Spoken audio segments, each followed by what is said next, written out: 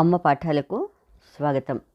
ఈరోజు మనం తెలంగాణ 7వ తరగతి తెలుగు వాచకంలోని మొదటి పాఠం చదువు అనే పాఠంలోని గ్రామర్ పాయింట్స్ గురించి ఇంతకుముందు కవి పరిచయాలు, పద్యాలు, వాటి వివరణ అన్నీ కూడా ఇంతకుముందు భాగాల్లో అయిపోయినాయి. ఇప్పుడు ఈ గ్రామర్కి సంబంధించినటువంటి విషయాల గురించి ఈ వీడియోలో మనం తెలుసుకుందాం. ఇవి చేయండి అని చెప్పి ఇక్కడ మొదటిది విని అర్థం చేసుకుని ఆలోచించి మాట్లాడడం. అందరికీ చదువు అవసరం తెలుసుకున్నారు కదా. అయినప్పటికీ ఇంకా మన సమాజంలో కొంతమంది పిల్లలు చదువుకోవటం లేదు. దీనివల్ల వాళ్ళు ఏమేమి కోల్పోతున్నారు? వాళ్ళు కూడా చదువుకోవాలంటే మనం ఏం చేయాలి? ప్రతి ఒక్కళ్ళు కూడా చదువుకోవాలి. అది అందరికీ తెలుసు. అందరూ చదువుకుంటే అందరికీ మంచి జరుగుతుంది అనే విషయం అందరికీ తెలుసు. అయినా కూడా ఇంకా కొంతమంది పిల్లలు ఏం చేస్తున్నారు? వాళ్ళకు ఉన్నటువంటి సమస్యలు ఏమున్నాయో కానీ ఆ సమస్యల వల్ల చదువుకోలేకపోతున్నారు. ముఖ్యంగా ఆర్థిక సమస్యలే చదువుకోకపోవడానికి మూల కారణం అవుతున్నాయి. దీనివల్ల ఆ పిల్లలందరూ కూడా అజ్ఞానవంతులుగా ఉండిపోతున్నారు. అంటే బావిలో కప్పల్లాగా ఆ పనులే చేసుకుంటూ అలాగే జీవిస్తూ బావిలో కప్పల్లా ఉండిపోతున్నారు. చదవడం రాయడం కూడా తెలియని వాళ్ళు కూడా ఇంకా ఉన్నారు. అలాంటి వాళ్ళు చులకనగా చూస్తారు. ఇంకా కాలంలో వచ్చే మార్పులని ఈ చదువుకున్నటువంటి పిల్లలు తెలుసుకోలేకపోతున్నారు. ఇంకా చదువుకున్న వాళ్ళతో వీళ్ళని పోల్చుకుంటే చాలా విషయాల్లో చదువుకొని వాళ్ళు వెనకబడి ఉన్నారు. విద్య లేని వారు కూడా విద్యావంతులు అవ్వాలంటే ఇప్పుడు విద్య అనేది ఎంతో అవసరం. చదువుకుంటే దాంట్లో ఉండే ఉపయోగాలు ఏమిటి అనే విషయాలన్నీ కూడా చదువుకొని వాళ్ళకి తెలియజేయాలి. అలాగే టీవీలు, రేడియోలు ఇలాంటి వాటి ద్వారా కూడా వాళ్ళకి చదువు మీద అవగాహన అనేది కలిగించాలి. వాళ్ళకి విద్య పొందడానికి తగినటువంటి సదుపాయాలన్నీ కూడా ప్రభుత్వం వాళ్ళకి కల్పించాలి. రెండోది తీసుకుంటే ధారాళంగా చదవడం, అర్థం చేసుకుని ప్రతిస్పందించడం. ఇక్కడ ఒకటి కింది భావం వచ్చే పాదాలు పద్యాలు ఎక్కడ ఉన్నాయో చూసి రాయండి. ఆ చదువు నేర్చుకొని కొడుకు వంశానికి తెగులు కలిగిస్తాడు అనేది మనకి ఏ పద్యంలో కనిపిస్తోంది అంటే 3వ పద్యంలో చదువులు గట్టిగా నెరుగని పుత్రుడు పుట్టుట కులమునకు తెగులు పుట్టుట చుమ్మి. అంటే గట్టిగా చదువుకోకపోతే, సమానంగా చదువుకోకపోతే ఆ చదువుకోని కొడుకు వంశానికి చీటు, వాడి వల్ల వంశనాశనమే జరుగుతుంది, వంశానికి చీడపురుగు లాంటి వాడు అని దీంట్లో మనకి చెప్పడం జరిగింది. అలాగే ఆ తీసుకుంటే విద్య ఎవరికిచ్చినా 1,000,000 రెట్లు వృద్ధి చెందుతుంది అనేది ఏ పద్యం ద్వారా మనకి చెప్పాడు? ఇది 5వ పద్యంలో తానెవ్వరికిచ్చిన 1,000,000 గుణోత్తర వృద్ధి భజించు విద్య తన ధనమిపుడున్ అన్నాడు. అంటే విద్య ఎవరికిచ్చినా కూడా 1,000,000 రెట్లు అభివృద్ధి చెందుతుంది అని ఈ పద్యంలో ఈ యొక్క పాదాల ద్వారా మనకి తెలియజేశాడు. తర్వాత ఈ భూమిపై విద్యతో సమానమైన ధనం ఉందా? ధరలో మరి విద్య బోల ధనములు గలవే అన్నాడు 6వ పద్యంలో. అంటే ఈ భూమి మీద విద్యతో సమానమైన ధనం లేదు. కలదా అంటే ఇక్కడ లేదు అని అర్థం వస్తుంది మనకి. తీసుకుంటే ఏ చదువు నేర్వని వాడు పశువుతో సమానం.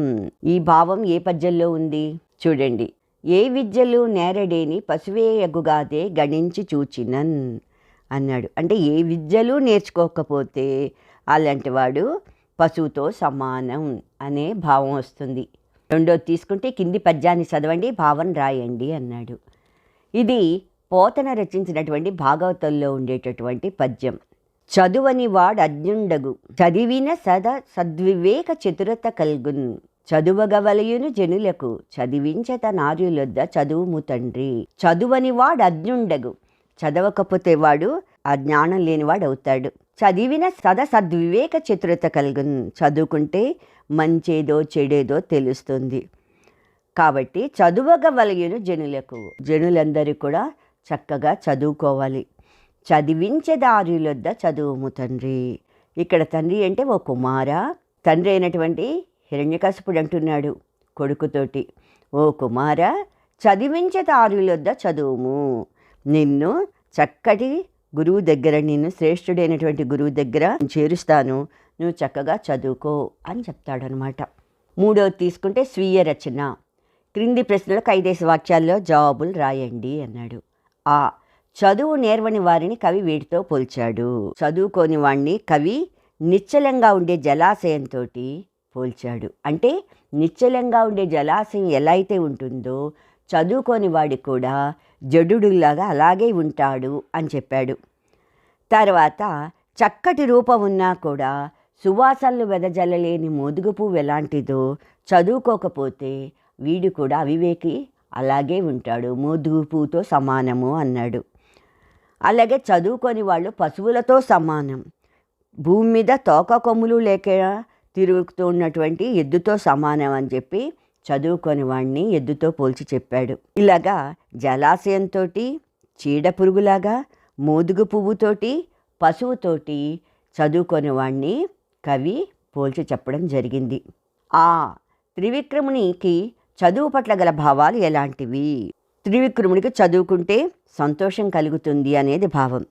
గొప్పగా చదువుకున్న వారి వల్ల వంశానికి గొప్ప పేరు వస్తుంది అని నమ్మాడు. ఉత్తమ జన్మ పొందకపోయినా, చక్కటి రూపం లేకపోయినా చదువుకుంటే మంచి పేరుని, గొప్పతనాన్ని సాధించవచ్చు అని భావించాడు. విద్య అన్నది సొంత ధనం, అందుకని విద్యకు సాటి అయినటువంటి ధనం మరొకటి లేదు. విద్యని ఎవ్వరూ కూడా దాని నుంచి తీసుకుని పోలేరు.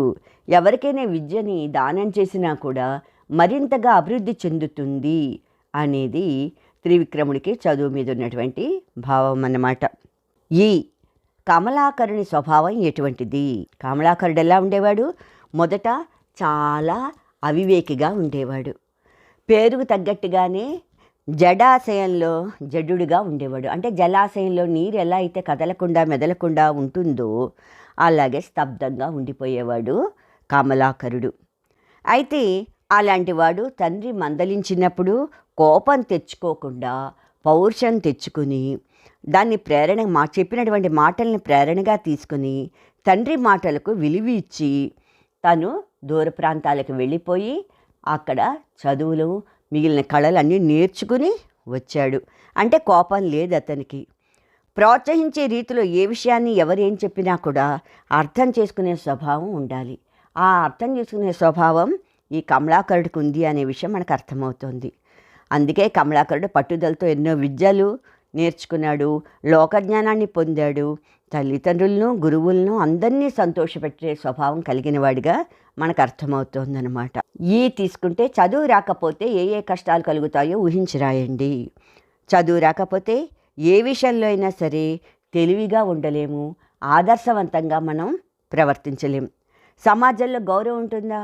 ఉండదు. మర్యాద కూడా ఉండదు. జీవితంలో స్థిరపడడం కూడా చాలా కష్టమైపోతుంది. చదవడం, రాయడం రాకపోతే చాలా విషయాలకు మనం ఎదుట వాళ్ళ మీద ఆధారపడి ఉండాల్సి వస్తుంది. దానివల్ల ఏమవుతుంది? అవతల వాళ్ళు మోసం కూడా చేయొచ్చు, మోసపోయే ప్రమాదం కూడా ఎక్కువగా ఉంటుంది. ధనము కానీ మిగిలిన సంపదలు కానీ పొందాలన్నా కూడా చదువు కావాలి. ఒకవేళ అవి ఏదో రకంగా మనకి డబ్బు వచ్చిందనుకుందాం, కానీ వాటిని నిలబెట్టుకోవాలన్నా, రక్షించుకోవాలన్నా, వృద్ధిపరచుకోవాలన్నా మళ్ళా దానికైనా కొంచెం తెలివి ఉండాలి. ఆ తెలివి కావాలంటే చదువు ఉండాలి. అవన్నీ ఉంటేనే ఆ ఉన్న డబ్బునైనా జాగ్రత్త పెట్టుకోగలుగుతాడు, లేదా అభివృద్ధి చేసుకోగలుగుతాడు. అందుకని చదువు రాకపోతే చాలా కష్టాలు ఉన్నాయని మనకు అర్థమవుతోంది. చదువు పాఠ్యభాగ సారాంశాన్ని మీ సొంత మాటల్లో రాయండి అన్నాడు. విక్రమార్క మహారాజు దగ్గర త్రివిక్రముడు అనే పురోహితుడు ఉన్నాడు. అతడికి ఒక వివేకం లేనటువంటి ఒక కొడుకున్నాడు. అతని పేరు కమలాకరుడు. ఎటువంటి ఆశయాలు లేవు, స్తబ్దంగా ఉంటాడు. అలాంటి కొడుకుని చూసినటువంటి త్రివిక్రముడికి చాలా బాధ అనిపిస్తూ ఉండేది. ఇంకా ఒకరోజు ఇలా కాదు, కొడుకుని మందలించి వాడిని వివేకవంతుని చెయ్యాలి అని భావించి కొడుకుని మందలిస్తాడు. ఏమని మందలించాడు? నాయనా, కుమార, చుట్టాలకు కానీ తల్లిదండ్రులకు కానీ సంతోషాన్ని కలిగించేటట్టుగా పిల్లలు చదువుకోవాలి. అలా చదువుకుంటే అలాంటి వాళ్ళ ద్వారా వంశానికి మంచి పేరు వస్తుంది. చదువుకోకపోతే వంశానికి చీడ పురుగులాగా అవుతారు. అందుకని చదువుకో. ఉత్తమమైన జన్మ ఎత్తినా కూడా, మంచి రూపం ఉన్నా కూడా, మోదుగు పువ్వు పూజకి ఎలా అయితే పనికిరాదో, వాసన లేనటువంటి మోదుగు పువ్వు పూజకి ఎలా అయితే పనికిరాదో, చదువుకోని మూర్ఖుడు కూడా కుటుంబానికి వెలుగుని తీసుకురాలేడు నాయనా అన్నాడు. చక్కగా నేర్చినటువంటి విద్య ఎవ్వరు కూడా తీసుకుపోలేరు, ఎవ్వరూ దొంగిలించలేరు.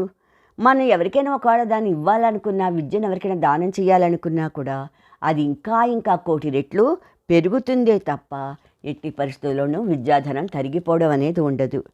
విద్య బరువు అనిపించదు. అందుకే విద్య అనేది ఎప్పుడు ఎవరు సొంత సంపాదించుకోగలరో, ఎంత జ్ఞానవంతులు అవ్వగలరో అదంతా వాళ్ళ సొంత ధనం లాంటిది విద్య అనేది. దొంగలు దోచుపోదామంటే కనిపించదు అది పైకి. ఎంత నేర్చినా, ఎంత మనం విద్య నేర్చుకున్నా కూడా అది బరువు అనిపించదు. ఎక్కడికి వెళ్ళినా కూడా ఎవరినైనా కూడా మనని స్నేహితులుగా తయారు చేస్తుంది. ఎవరికైనా మనం వాళ్ళకి హితులవుతాము, వాళ్ళ మనకి హితులవుతారు. అందువల్ల విద్యకు సాటి అయిన ధనం మరొకటి లేదు అన్నాడు. సంగీతం, నాట్యం, సాహిత్యం వీటిలో జ్ఞానాన్ని పొందాలి. మంచి మాటలతోటి కాలాన్ని గడుపుకోవాలి. లోకజ్ఞానాన్ని పొందాలి. చదువులు నేర్చుకోకపోతే అలాంటి వాళ్ళు పశువుతో సమానం. సంగీతం, కవిత్వంలో ఉండే సారాన్ని తెలుసుకోవాలి. మంచితనం మనసులో పెంచుకోవాలి. సజ్జనులతోటి మంచి వాళ్ళతో స్నేహం చేసి మంచి లక్షణాలు అలవర్చుకోవాలి. అలా ఏమీ చేయకపోతే భూమి మీద తోక కొమ్ములు లేకుండా తిరిగేటటువంటి ఎద్దుతో సమానం అవుతాడు ఆ మనిషి అని చెప్పాడు. ఇలా తండ్రి మాట్లాడిన మాటలన్నీ కూడా, వ్యంగ్యంగా మాట్లాడినటువంటి మాటలన్నీ కూడా కమలాకరుడికి బాధ అనిపించాయి. కానీ అతనేమనుకున్నాడు, పట్టుదలగా విద్య నేర్చుకుని వివేకవంతుడు కావాలి, అప్పుడే తన ముఖం మళ్ళా తిరిగి తండ్రికి చూపించాలి అనే పట్టుదలతోటి కాశ్మీర్ దేశానికి వెళ్ళిపోయి చంద్రకేతుడు అనే పండితుడి దగ్గరికి వెళ్ళి అతని దగ్గర సేవలు చేస్తూ, శిష్యుడిగా ఉండి సేవలు చేస్తూ వేదాలు, వేదాంగాలు, కావ్యాలు, నాటకాలు, నీతిశాస్త్రాలు, సంగీతం, సాహిత్యం, కళలు ఇలాంటివన్నీ కూడా నేర్చుకున్నాడు. ఆ తర్వాత గురువుగారి దగ్గర అనుమతి తీసుకుని ఇంకా మిగిలిన దేశాల్లో ఉండే విశేషాలన్నీ చూడ్డానికి బయలుదేరాడనమాట. అంటే మరింత జ్ఞానాన్ని పెంపొందించుకుని బయటికి వచ్చాడు. తల్లిదండ్రులు కానీ, గురువులు కానీ, పెద్దలు కానీ ఎవరైనా నిందించారనుకోండి, వారి మీద మనం కోపం తెచ్చుకోకూడదు. దాన్ని మనం ప్రేరణగా తీసుకోవాలి. తీసుకుని మనం అభివృద్ధిని సాధించడానికి ప్రయత్నించాలి అనేది మనకి ఈ పాఠం ద్వారా తెలుస్తోంది. తర్వాత సృజనాత్మకత, ప్రశంస అన్నాడు. బాగా చదివేటట్లు మిమ్మల్ని ప్రేరేపించిన వారి కృతజ్ఞతలు తెలుపుతూ లేఖ రాయండి. ఓ ఉత్తరం రాయాలి. ఎవరైనా మిమ్మల్ని బాగా చదవమని చెప్పారంటే వాళ్ళని ఉద్దేశించి ఒక ఉత్తరం రాయడం, లేదా చదువు యొక్క ఆవశ్యకతను తెలిపేటట్లు కొన్ని నినాదాలు రాయండి. ఇప్పుడు చదువు యొక్క గొప్పతనాన్ని తెలియజేసేటటువంటి కొన్ని నినాదాలు చూద్దాం. చదువు చదివించు, చదువుల తల్లి కరుణించు. అత్యుత్తమ ధనం చదువు, అందరికీ కావాలి చదువు. జీవితాన్ని నిలబెట్టేది చదువు, కీర్తిని పెంపొందించేది చదువు. చదువు అనేది జీవితానికి వెలుగు, చదువుకున్నవారు దేశానికి వెలుగు. ఈ ప్రపంచాన్ని అనంతం చదువు, ఈ ప్రపంచంలో ఆనందంగా చదువు. మనకు గుర్తింపు తెచ్చేదే విద్య, మనం తప్పక పొందాల్సింది కూడా విద్య. తర్వాత ఇక్కడ పదజాల వినియోగం అన్నాడు. అంటే ఇక్కడ కొన్ని పదాలు ఇచ్చాడు. కింది వాక్యాల్లో గీత గీసిన పదాలకు సరైన అర్థాలు రాయండి. పశువులు శృంగాలతో పొడుస్తాయి. శృంగాల దగ్గర గీత గీశాడు. శృంగాలు అంటే కొమ్ములు. శృంగాలు అంటే కొమ్ములు, అంటే పశువులు కొమ్ములతో పొడుస్తాయి అని. శ్రీకృష్ణుని వక్తము చిరునవ్వుతో శోభిస్తుంది. ఇక్కడ వక్తము అంటే ముఖం. శ్రీకృష్ణుని ముఖం ఎప్పుడూ చిరునవ్వుతో వెలుగుతూ ఉంటుంది. ఈ తృణము తిని ఆవు పాలిస్తుంది. తృణము అంటే ఏమిటి? గడ్డి. గడ్డి తిని ఆవు పాలిస్తుంది. ఈ ఉత్తమమైన పుత్రుడు తల్లిదండ్రులకు కీర్తి తెస్తాడు. ఇక్కడ పుత్రుడు అంటే కొడుకు లేదా కుమారుడు. అలాంటి వాడికి తల్లిదండ్రులకు కీర్తి తెస్తాడు అని. క్రింది పదాలను వివరిస్తూ రాయండి. మృదు భాషలు. మృదు భాషలు అంటే ఏమిటి? చక్కగా మాట్లాడడం, వినసొంపుగా మాట్లాడడం, ఆనందం కలిగించేటట్టుగా మంచిగా మాట్లాడడం అని మనకి అర్థాన్ని ఇస్తుంది. సారస్వతం. సారస్వతం అంటే అది గ్రంథ రూపంలో రాయబడింది లేదా గ్రంథ రూపంలో ప్రచురించబడింది. అలాంటి వాటిని సారస్వతము అంటారు. అవి శాస్త్ర గ్రంథాలైనా కావచ్చు, పంచాంగాలు కావచ్చు, వార్తాపత్రికలు కానీ, శాసనాలు కానీ, ఇలాంటివన్నీ కూడా సారస్వతంగా మనం చెప్పుకోవచ్చు. వాన్మయంలో అంటే భాషల్లో సారస్వతం అనేది ఒక భాగం మాత్రమే. ఈ సౌజన్య భావం అంటే మంచితనంతో కూడినటువంటి అభిప్రాయం. దీన్ని ఇంకోటి ఏమంటారు, ఇంకో రకంగా చెప్పాలంటే సదభిప్రాయం అని అనొచ్చు. ఈ సత్సాంగత్యం అంటే మంచి వాళ్ళతో స్నేహంగా ఉండటం. మంచి వాళ్ళతో కలిసి ఉంటే ఏమవుతుంది, మంచే జరుగుతుంది, మనకు కూడా మంచి లక్షణాలు అలవడతాయి. కింది పదాలకు పర్యాయ పదాలు రాయండి. ధర అని ఇచ్చాడు. ధర అంటే భూమి, ధరణి, నేల, పృథ్వీ, ఇవన్నీ కూడా ధర అనే దానికి పర్యాయ పదాలు, అంటే సేమ్ అర్థాన్ని ఇస్తాయన్నమాట. ఆత్మజుడు అన్నా, కొడుకు అన్నా, కుమారుడు అన్నా, పుత్రుడు అన్నా, తనయుడు అన్నా, సుతుడన్నా, ఇవన్నీ కూడా ఆత్మజుడికి పర్యాయ పదాలు. అన్నీ ఒకే అర్థాన్ని ఇస్తాయి. వనం అంటే అడవి, అరణ్యం, కాననం, ఇలాంటివన్నీ కూడా వనానికి పర్యాయ పదాలు, సేమ్ మీనింగ్ వస్తాయి. శోకం అంటే దుఃఖం, బాధ, వ్యథ, ఇలాంటివన్నీ కూడా శోకానికి పర్యాయ పదాలు. తర్వాత భాషను గురించి తెలుసుకుందాం అన్నాడు. భాషా భాగాల గురించి కింది తరగతుల్లో తెలుసుకున్నారు కదా. కింది పేరాన్ని చదవండి, అందులోని భాషా భాగాలను గుర్తించి పట్టికను పూరించండి అన్నాడు. మా ఊరు చెరువు గట్టున సంగమేశ్వర దేవాలయం ఉన్నది. మా అనేది ఇక్కడ ఏమవుతుంది, మా అనేది సర్వనామం. చెరువు అనేది నామవాచకం.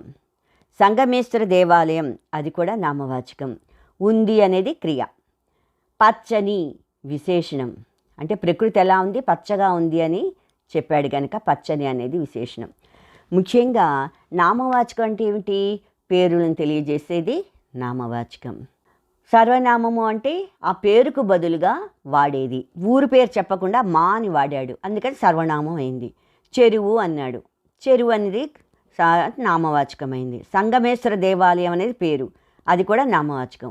ఉంది క్రియ. ఇక్కడ పచ్చని అన్నాడు, ప్రకృతి ఎలా ఉంది, పచ్చగా ఉంది అని విశేషణం తెలియజేశాడు, అందుకని ఇది విశేషణం. పక్షుల కిలకిలా రావాల్తా అలరారే ఆ ప్రాంతం అంతా శోభాయమానంగా ఉంటుంది. శోభాయమానం అనేది కూడా విశేషణం. అక్కడ అనేది లింగ వచన విభక్తులు లేనిది కనుక అక్కడ, ఆహా, అబ్బు, అయ్యా, ఇలాంటివన్నీ కూడా, అయ్యో, ఇలాంటివన్నీ కూడా అవ్యయాలు. ఇక్కడ అక్కడి వనంలో అక్కడ అనేది అవ్యయం. జింకలు, కుందేళ్ళు, ఇలాంటివన్నీ కూడా నామవాచకాలు. తిరుగాడుతుంటే సుందరంగా ఉంటుంది. ఇక్కడ తిరుగాడడం అనేది కూడా క్రియ, అంటే అటు ఇటు వెళ్ళడం అన్నమాట, అది క్రియ. సుందరము అనేది విశేషణం. ఎర్రని సూర్యకిరణాలు ఎలా ఉన్నాయని చెప్పాడు, ఎర్రగా ఉన్నాయి అన్నాడు. ఎర్రగా అనేది విశేషణం. నీటి అలలపై ప్రతిబింబిస్తున్నప్పుడు ఆ అద్భుతం అనేది కూడా విశేషణమే. అబ్బో అనేది అవ్యయం. ఈ సౌందర్యం అనేది విశేషం. పత్రిక అనేది నామవాచకం. ఎన్నో కథనాలు వచ్చాయి. ఆహా అనేది అవ్యయం. ఆ కథనాలు చదువుతుంటే మనసు ఆనంద డోలికలో తేలిపోతోంది కదా. ఈ కథ అనేది కూడా అవ్యయం. ఇలాగా ఇవన్నీ కూడా నామవాచకం, సర్వనామం, విశేషం, క్రియ, అవ్యయము అంటే ఏమిటో తెలుసుకుంటే మనకిచ్చిన పేరాల్లో ఉండే వాటిని మనం ఈజీగా గుర్తుపట్టచ్చు. నామవాచకం అంటే పేరులను తెలియజేస్తుంది. సర్వనామము అంటే పేరుకు బదులుగా చెప్తుంది. నా, నీ అన్నట్టుగా, మా, ఇలాంటివన్నీ కూడా సర్వనామాలు. విశేషణం అంటే అది ఎలా ఉంది, ఏమిటి అనేది వ్యక్తీకరిస్తుంది. అంటే ఎర్రని సూర్యకిరణాలు, ఎర్రగా ఉన్నాయి సూర్యకిరణాలు అనేది చెప్తోంది. అందుకని విశేషత చెప్తోంది కనుక అవన్నీ విశేషణాల కింద వస్తాయి. పని క్రియలోకి వస్తుంది. లింగ వచన విభక్తులు లేకుండా అక్కడ, అబ్బో, ఆహా, ఇలాంటివన్నీ ఉంటాయి కదా, ఇలాంటివన్నీ కూడా అవ్యయాలు అవుతాయి. మీకు ఈ వీడియో కనుక నచ్చినట్టయితే లైక్ బటన్ని క్లిక్ చేయండి. మీ అభిప్రాయాలు, సూచనలు కామెంట్ బాక్స్లో పొందుపరచండి. మరిన్ని వీడియోస్ కోసం సబ్స్క్రైబ్ బటన్ క్లిక్ చేయడం మర్చిపోకండి. అలాగే మీ స్నేహితులకు కూడా ఈ వీడియోల గురించి తెలియజేయండి, వాళ్ళకు కూడా ఉపయోగపడతాయి. Thank you. సెలవు.